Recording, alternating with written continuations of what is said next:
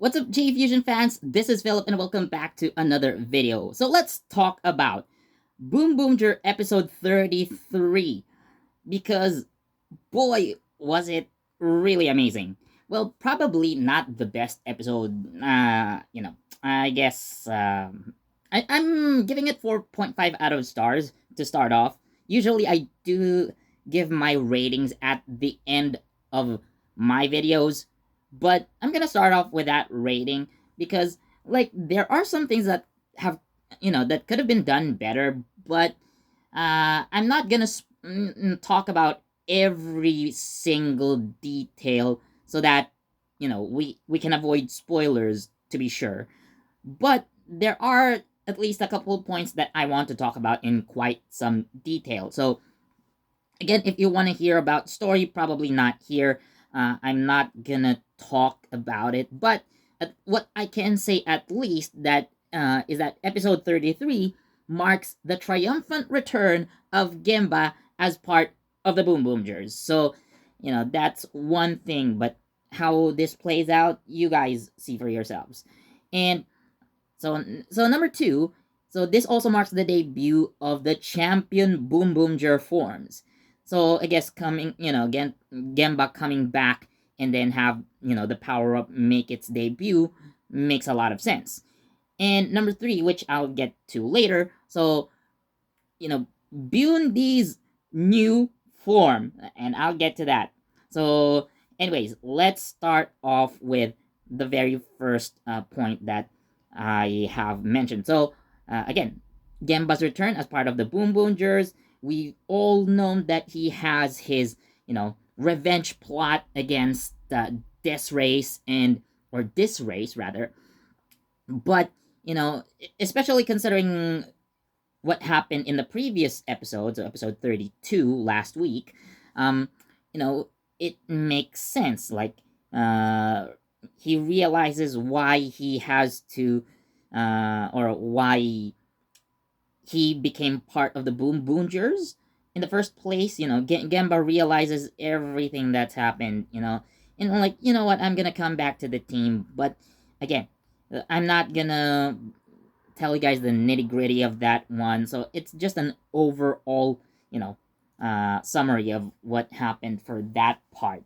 So Gamba returns to the team, and then we have the debut of the champion Boonboomgers. So of course we have a new Boom Boom car. It's the Boom Boom champion trailer, and this allows the Boonboomgers, of course, to access their champion modes. So what happens is Boom Red activates the Boom Boom car and installs it onto the Boom Boom changer. Although theoretically, if necessary, each member of the Boonboomgers, um except for Sakito, Boom Violet, so it allows them to access the champion Boonboomger forms. Now, while I I get that there may be comments like, "Oh, what about Sakito? What's gonna happen to him? Is he gonna get a power up?" Well, we don't know for sure yet, but like seeing Sakito in action, like at least comparing them in their base forms, Sakito appears to be more powerful than the rest of the Boonboomgers in the first place. So like these are the Boonboomgers in their base forms. This is Sakito in his base forms, and maybe like the champion Boonboomgers are here, you know. Or you can also consider like Boom Red 119 at this level, but you know, uh, I can't say for certain. But again, Sakito seems powerful enough as he is right now. But if he gets an upgrade later, why not? But let's talk about the champion Boonboomgers. So, like I've said, so Boom Red initiates the transformation with, by of course setting up the Boom Boom car on his Boom Changer, and then of course like pressing the switch and whatnot, and the jackets appear. So I've mentioned this, I guess, like talking about the, you know, the upcoming third lap poster. So again, yeah, this year's power up jackets, like literal jackets up here in front of the Boonboomgers, and like just to give you guys an example, like here, like I'm gonna get a jacket from behind me. Guess this should work. Wait a second. Yep. There we go. I got a jacket. So let's take this bad boy for example. So like literal jacket, and the Boonboomgers wear it like this. Like yeah, they sling it around the back and then wear it like this. Literal jackets. It's actually quite hot, so I'm gonna take this off right away. But yeah, so talk. I think I've mentioned the abilities that are given, you know, to the Boonboomgers once they wear their champion jackets, and my hunch was right. So looking at the designs, you can see the emblems of each Boom Boom car or formation on the jackets, like especially on the sleeves. So like I may have mentioned before, or I likely have mentioned it. So the Boonboomgers can access the powers of each Boom Boom car or formation by tapping those emblems. So let's say, for example, Mira used the Boom Boom Classic, as as a power up. So she was able to access its power, and Gemba accessed the power of Boomboomger Robo Monster, right? So those are a couple examples that I can clearly remember, but of course there are more, right? And even the emblems on the back, which basically like all five Boonboomgers, that also serves a purpose, but you guys got to see it for yourselves. So yeah, it is a team power up. So some people might be on the fence about the whole, oh, it's just a jacket thing, but considering how it looks like on how it looks rather on the Boonboomgers, I personally like it. I don't have any problems with that, honestly. It's a fresh idea, and well, I know some people are not gonna like it. Some people may love it. Some people are just meh. It's okay. But I'm one of those guys who actually love this power up. So again, because it's a new idea, and it doesn't have to mean like you need to wear like a bulky piece of armor, right? So again, it doesn't always have to be that way. But again, considering that there are, consider them like a pit crew again, like racing jackets. It just made a lot of sense. So that's my take on that. And what's interesting is that we've already seen a power up before in the form of Boom Red 119. So, you know, if you think about it, right? So I have mentioned in a previous video as well that Boom Red 119 is, basically the equivalent of, or, this is the equivalent of Boom Red getting his quote unquote battleizer for this season. And this actually reminds me of Power Rangers SPD. You heard that right, Power Rangers SPD. So what's it got to do with this? So again, considering that Boom Red receives the 119 power up, and again, for all intents and purposes, this is their version of the battleizer, and then later on, they receive a team power up. Now let's talk about SPD, because Jack Landers receives the SPD battleizer first, and well, a couple episodes later, the SWAT mode shows up, and after that, the battleizer was basically forgotten.